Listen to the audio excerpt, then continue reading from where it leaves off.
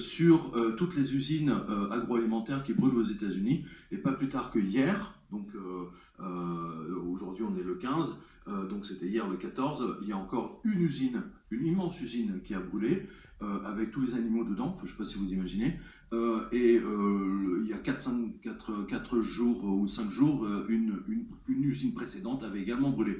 Donc c'est à ajouter à la liste de celles que vous allez retrouver sur la revue de presse sur quotidien.com. Et je crois qu'au total, maintenant, on doit être à 60 ou 70 usines agroalimentaires qui ont brûlé depuis 2022. Je ne sais pas si vous réalisez.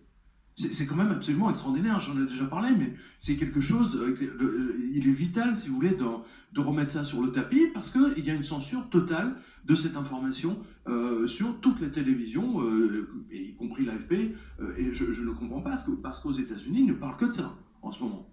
Hein, vous retrouverez des images, c'est absolument pas normal.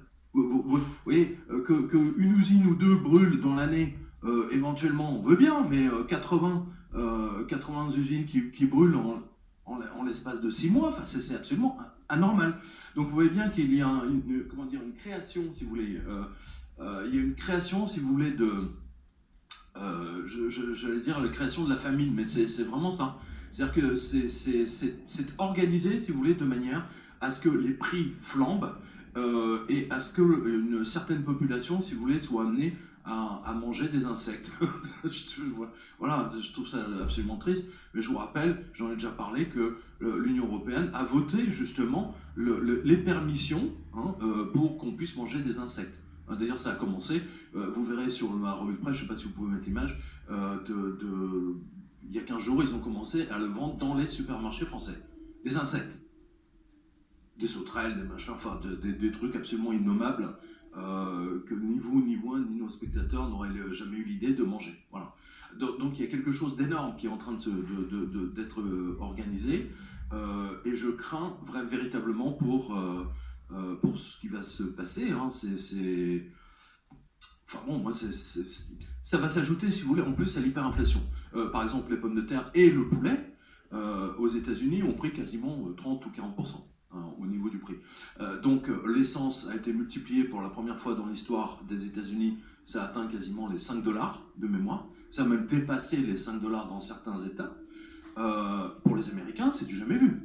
Alors 5 $ le gallon, on est d'accord, c'est pas le litre, mais quand même, pour le porte-monnaie des Américains moyens, c'est un massacre.